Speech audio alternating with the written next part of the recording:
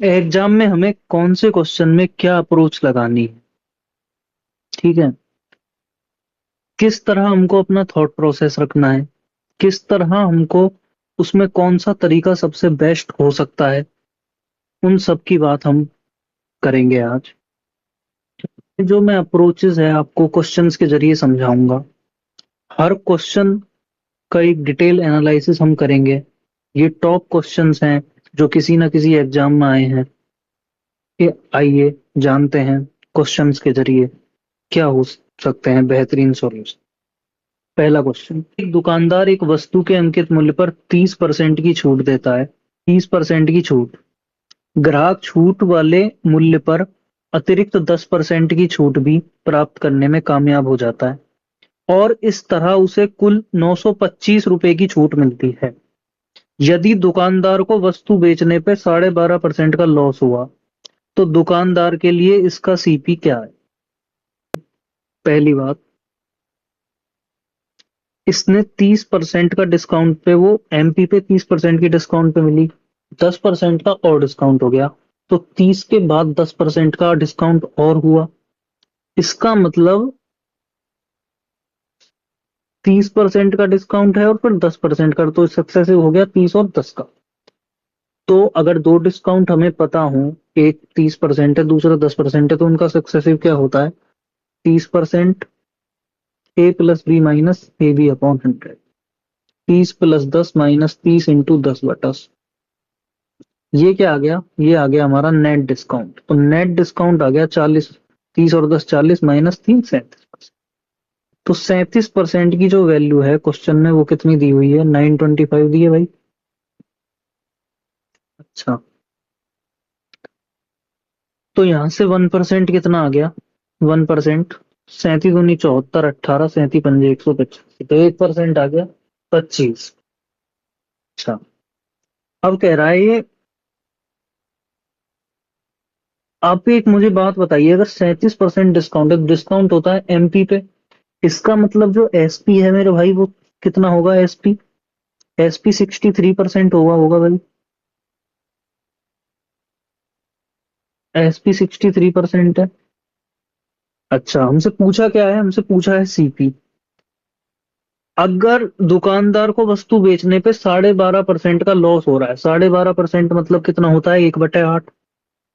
अगर 1/8 का लॉस हो रहा है तो सीपी अगर 8 यूनिट है, सीपी, तो एसपी 7 यूनिट होगा भाई। 7 यूनिट की वैल्यू कितनी है? 63%। तो 8 यूनिट की वैल्यू कितनी होगी भाई? इंटू 9 टाइम्स हो रहा है ना ये, तो ये इंटू 9 टाइम्स हो जाएगा तो 72%। अच्छा, मुझे ये पता है 1% 25 है। अगर 1% 25 है तो 72% कितना हो गया भाई? 25 × 72। जब भी आपको 25 से मल्टीप्लाई करना हो, डिवाइड बाई 4 करेंगे और डबल जीरो लगा देंगे। तो 72 का को मैं डिवाइड बाई 4 करूंगा तो कितना आया? 18। डबल जीरो चिपका दिया तो 18। Option B. ठीक है भाई। अब एग्जाम में हमें क्या क्या लिखना है ताकि हम इसको जल्दी कर पाए। ठीक है, मेथड मैंने आपको समझा दिया। अब देखिए इसको एग्जाम में किस तरह करेंगे। मैंने देखा 30% की छूट है और 10% की और एक्स्ट्रा डिस्काउंट है, तो ये मैं मन में करूंगा। 30 और 10 का सक्सेसिव, 30 और 10 40, 40 माइनस 3 कितना हो गया? 37%। अच्छा, 37% की वैल्यू कितनी है? 925।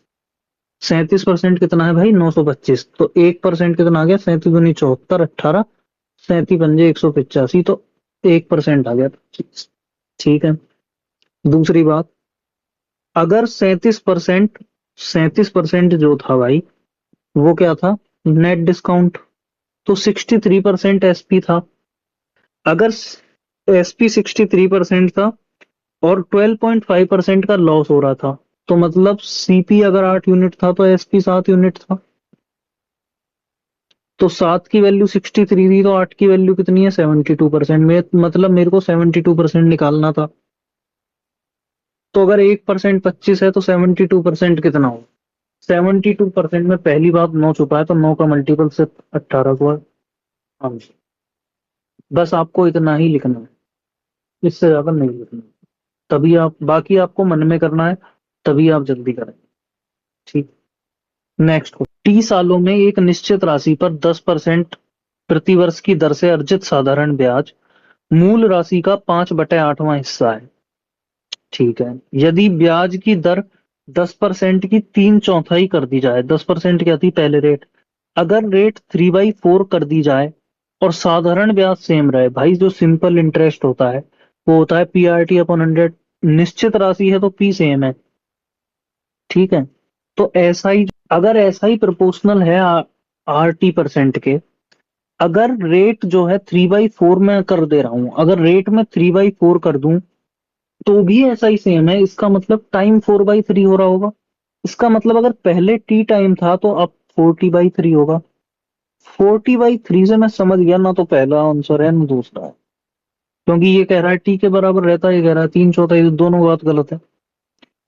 अच्छा, पहली इंफॉर्मेशन क्या थी हमारे पास, कि अर्जित साधारण ब्याज मूल राशि का 5/8वां हिस्सा 10% की रेट से। अच्छा, अब आप एक बात बताओ, अगर मैं 8 प्रिंसिपल मानता हूं तो 5 इंटरेस्ट है। ठीक है। 10% रेट है तो एक साल में कितना ब्याज बनेगा, एक साल में 10% के हिसाब से 0.8 रुपया। तो 5 यूनिट, 5 रुपया या 5 यूनिट मान लो, 5 यूनिट ब्याज कितनी साल में बनेगा, वही टी है। तो 5/0.8 है भाई टी। निकालना मुझे क्या है, 40/3। तो 40/3 निकालना है तो 4/3 इंटू 4×2 = 8। 0.2 जब नीचे होता है 1/0.2 तो 5 ऊपर चला जाएगा, 25/3। 8 सही है बेटा। ये मैंने आपको प्रॉपर मेथड समझा दिया। आप इसको एग्जाम में किस तरह करेंगे और आपको क्या लिखना है, ठीक, वो जान लेते हैं। मैं ये देखूंगा, पहले तो मैंने ये लाइन पढ़ी जैसे ही, ब्याज की दर 10% की 3/4, अगर मैं रेट 3/4 कर रहा हूँ और ऐसा ही सेम है तो टाइम 4/3 होगा, तो मैं, ये ऑप्शन तो पहले ही गलत है। दूसरी बात, अब या तो ये आंसर है या ये है। अच्छा, अगर 8 पे 5 ब्याज मिल रहा है और रेट 10% पर एनम है, तो एक साल में कितना ब्याज मिलेगा 8 पे, 0.8।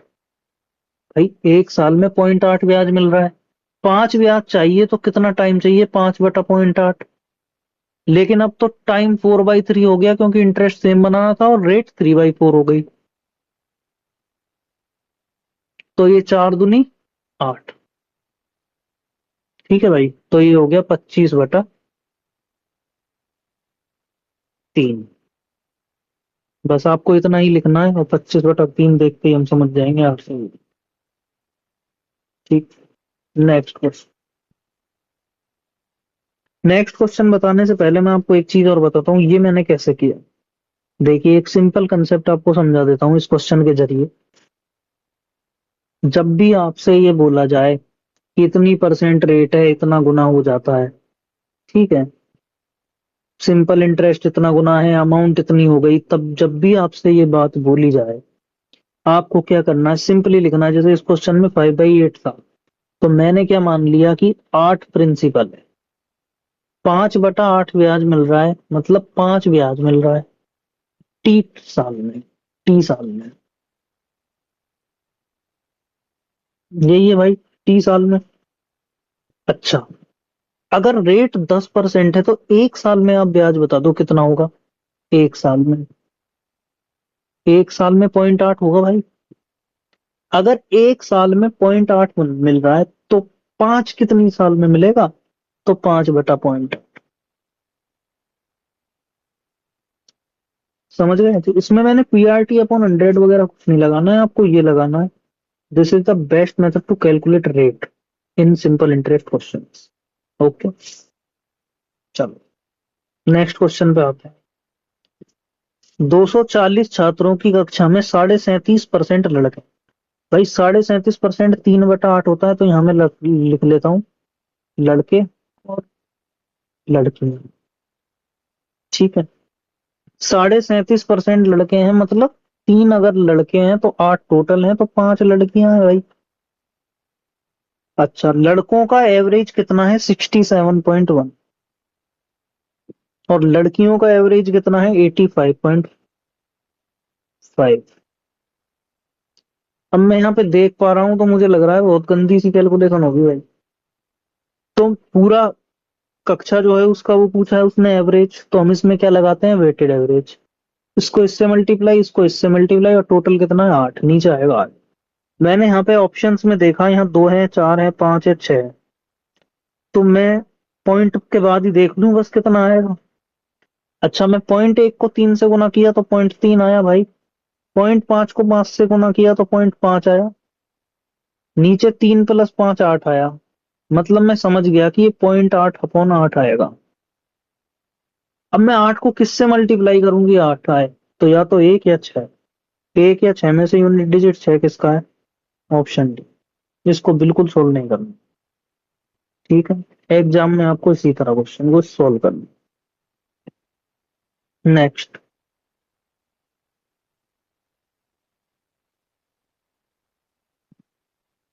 15% वार्षिक चक्रवृद्धि ब्याज की दर से कितने समय में 24,000 रुपए 36,501 हो जाए? जब भी आपके पास ऐसा क्वेश्चन आए, आपको दो चीज लगानी है। उन दो में से भी एक लगानी है। वो कब लगानी है, कैसे लगानी है, वो मैं आपको बताता हूँ। देखिए, पहली बात, 15% रेट है तो आप 15% को लिख लो 3/20। मुझे ये पता है भाई, एक साल में मामला होगा 20 से 23 का। आपको यहाँ पे कितना दिख रहा है? 24,000। यहाँ पे कितना दिखा है, लिखा है? यहाँ पे लिख रहा है 36,501। यहाँ पे मैं 20 देख पा रहा हूँ, तो मैं ये अगर इसमें 3 से डिवाइड करूँ तो ये 8,000 बन जाएगा भाई। उससे क्या फायदा हुआ? उससे मैं ये देखते ही समझ जाऊंगा कि 20 का क्यों है। समझ रहे हो बात? सिर्फ 3 से डिवाइड करना है, ऐसा नहीं है यूं ही काटा पीटी मचा दिया आप। अगर मैं 3 से डिवाइड करता हूँ तो ये 8,000 हो रहा है।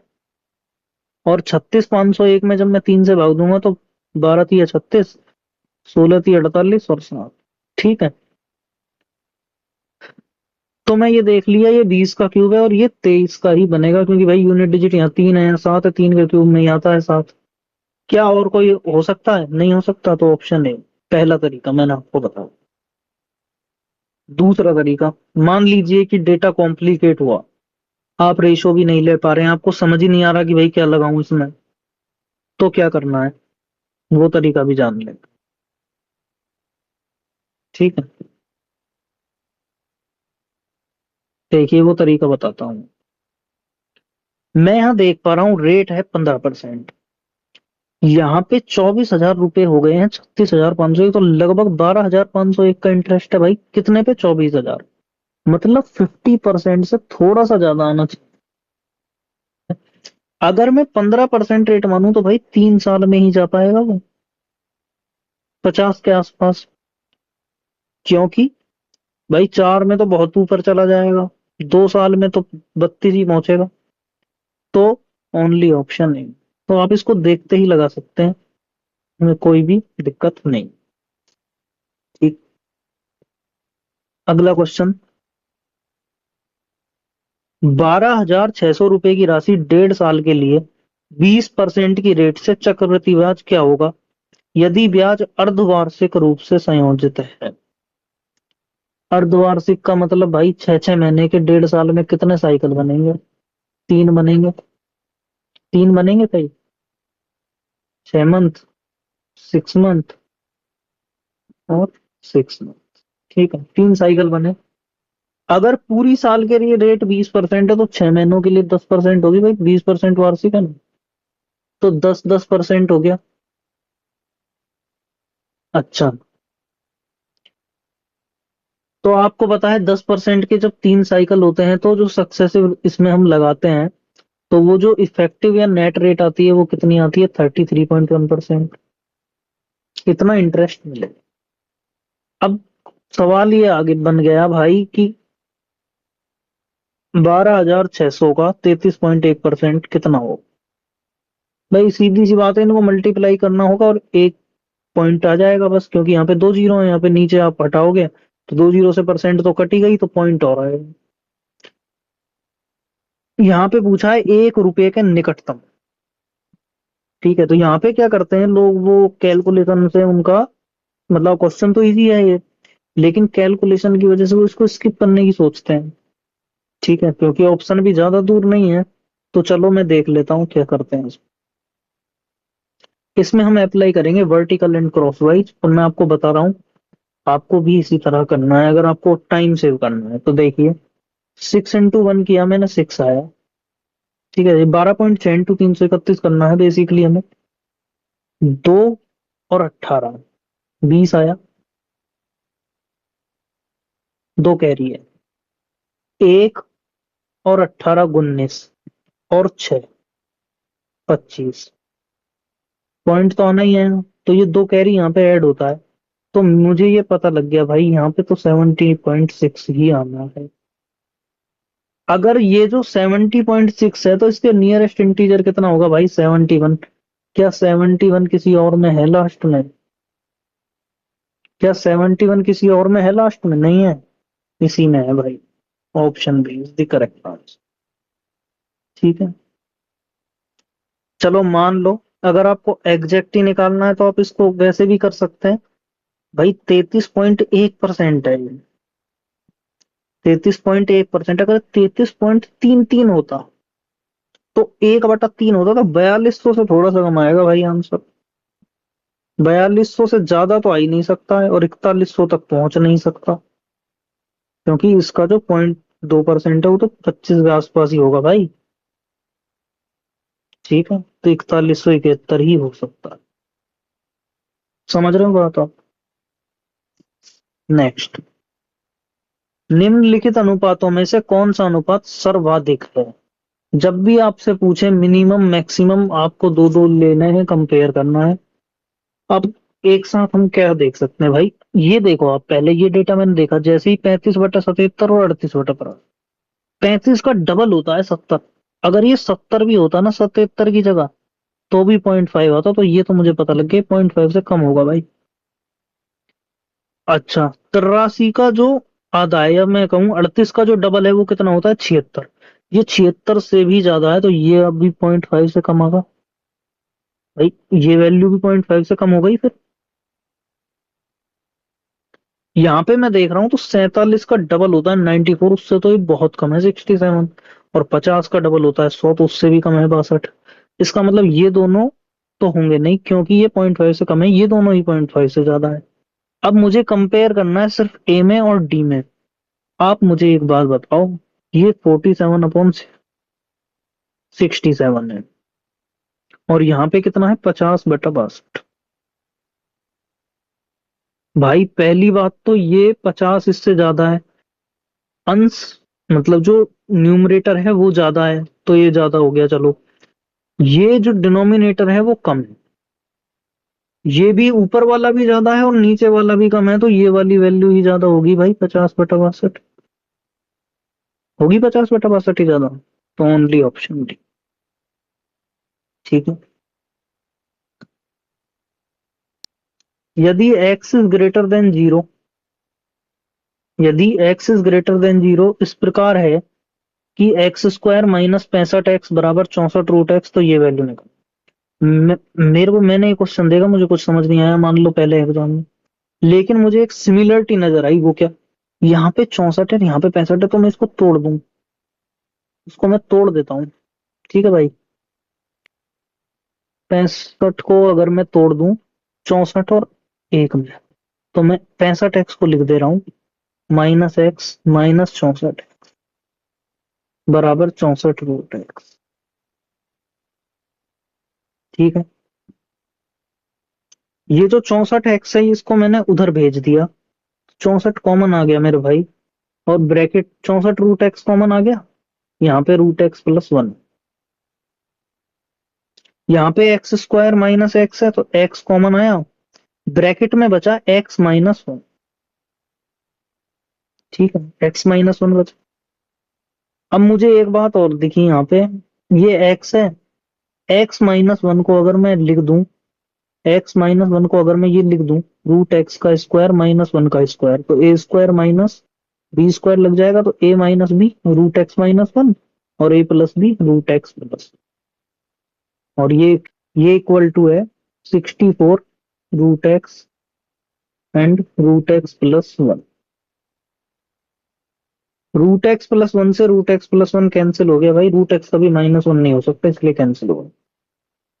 अच्छा, रूट एक्स से ये रूट एक्स टाइम कैंसिल हो गया क्योंकि एक्स पॉजिटिव है, एक्स जीरो नहीं है, अगर एक्स जीरो होता तो मैं एक्स को नहीं काट। तो यहां से मुझे पता लग गया, मैं रूट एक्स का अंदर मल्टीप्लाई कर दूं तो एक्स माइनस रूट एक्स कितना आ गया भाई 64।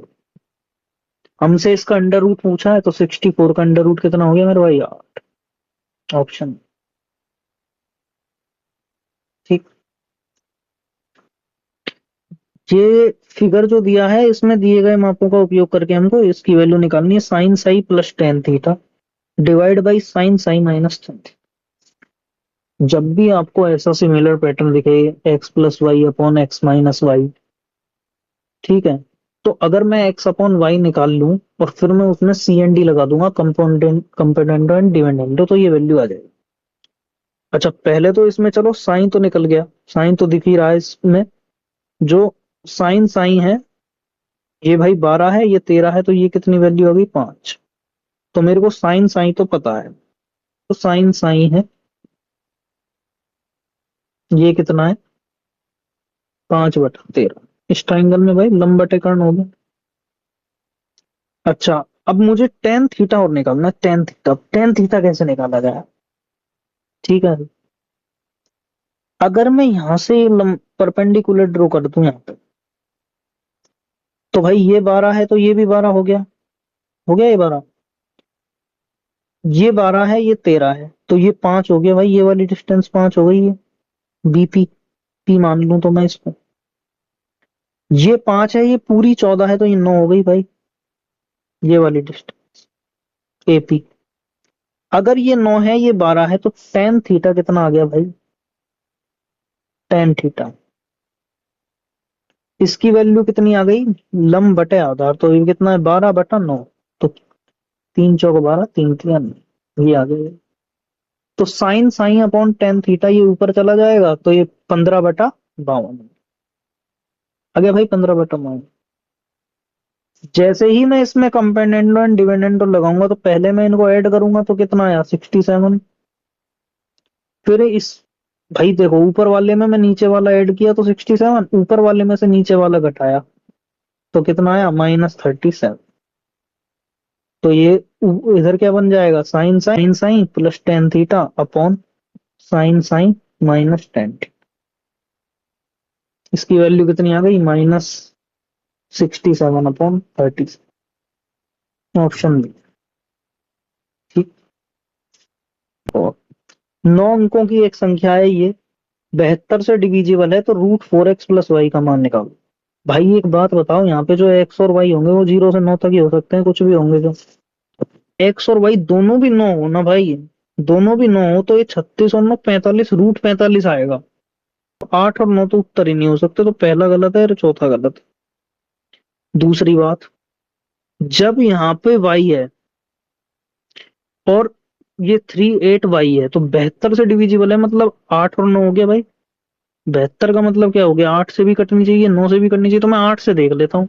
8 का मतलब क्या होता है, 8 का डिविजिबिलिटी रूल ये होता है, लास्ट टू डिजिट हम देखते हैं, उसमें अगर उससे पहले वाला जो जो लास्ट थ्री डिजिट में तो अगर ये नंबर ऑड है तो हम लास्ट टू डिजिट में 4 ऐड कर देते हैं, 8y + 4। ये डिवाइड होना चाहिए किससे, 8 से। समझ गए भाई, 8y + 4 ये डिवाइड होना चाहिए किससे, 8 से। तो y की वैल्यू क्या हो गया भाई, y की वैल्यू 4 होगी। 8y मतलब 2 डिजिट का नंबर है 8y, ठीक है, तो 84 और 4 88। y अगर 4 है और x के साथ भी 4 है तो भाई दो तो बाहर आना ही है, तो वो इवन नंबर ही होगा, तो 5 भी कैसे हो सकता है, तो only option B is the correct answer. समझ गए ना? इस क्वेश्चन में आपको 9 की चेक नहीं करना है, अगर आप इसको समझ जाए एग्जाम में, आप इसको किस तरह सोचना है देखें। और ली हम कैसे कर सकते हैं इसको एग्जाम में, एक्स प्लस वाई अगर मैं दोनों को भी 9 मान लूँ ना, तो 36 और 9 45, तो 6 पॉइंट समथिंग। इससे तो ऊपर ही नहीं जा सकता वो। तो 6 पॉइंट से तो ऊपर ही नहीं जा सकता, और ना तो 8 आएगा ना 9 आएगा। ठीक है, दोनों कट गए। मैंने यहाँ पे देख लिया भाई, ये 4x है और ये y है। ठीक है, अगर मैं 8 से चेक कर रहा हूँ, मैं y की वैल्यू जैसे ही 4 निकाल लिया हूँ, भाई मुझे पता है ना 84 और 4 88, तो ये कटेगा 8 से। y अगर 4 है और x के साथ भी 4 है तो इवन नंबर ही आना है, तो ये भी नहीं हो सकता, तो ऑप्शन बी। ऐसे आपको एग्जाम में करना है, पेन भी नहीं चलाना पड़ेगा। ठीक। नेक्स्ट, एक दूध वाला 48 रुपये प्रति लीटर की दर से दूध खरीदता है। वह उसमें पानी मिलाता है और उस मिश्रण को 54 रुपए में बेच देता है, जिससे उसे 40% का लाभ। भाई देखो, अगर वो 48 से 54 में बेच रहा है, तो 6 8 48, 6 9 54, 8 से 9, इतना प्रॉफिट तो इसने कमा लिया ज्यादा में बेच के। ठीक। ओरिजिनल प्रॉफिट इसका कितना है, ओरिजिनल प्रॉफिट 40%, तो ये 5 से 7 है भाई, 5 से 7 है। बस आपको इतना, तो इसको इधर मल्टीप्लाई कर दिया तो ये 45 हो गया भाई, और ये कितना हो गया 56। ये क्या आया है, ये आया है दूध और ये आया है टोटल। तो दूध अनुपात पानी कितना हो गया, 45 अनुपात गया। अब मैं आपको बता देता हूँ ये कैसे किया। ठीक। देखो, अगर मैंने 10 लीटर में लाया तो 20 अनुपात 30, इस बात का क्या मतलब है। इसका मतलब ये है कि अगर 10 लीटर पानी में ऐड करूं 20 लीटर मिल्क में, तो जो नेट चेंज होगा 20 से 30 होगा प्राइस में। यही हुआ भाई इस बात का मतलब। तो मैं आपसे यही कह रहा था यहाँ पे, आप मान लो कि भाई इसने कुछ भी पानी मिलाया हो, तो वो जो रेशो है वो एक्स रेशो वाई है, एक्स रेशो है। इन दोनों के बाद ही, इन दोनों क्रिया के बाद, मतलब इन दोनों के सक्सेसिव से ही हमको 40% लाभ मिला ना, इसकी वजह से भी और इसकी वजह से भी। तो 5 अनुपात 7 ऐसे आया है। मतलब इन दोनों को मल्टीप्लाई करने पे ये आना चाहिए, और इन दोनों को मल्टीप्लाई करने पे ये आना चाहिए, या मैं कह दूं 8x बराबर 5, तो x बराबर 5/8, और 9y बराबर 7, तो y बराबर 7/। ठीक है, तो इस वजह से हमने इसको डायरेक्ट हम लिख सकते। तो ये क्या आया, 45 अनुपात 56, मतलब 45 यहाँ है और 56 यहाँ है। तो इसका मतलब मैंने 45 लीटर दूध में 11 लीटर पानी तो मिलाया भाई, यही पूछा। ठीक। आज की वीडियो में इतना ही। अगर आपको ये वीडियो अच्छा लगे तो लाइक कर देना। Thank you.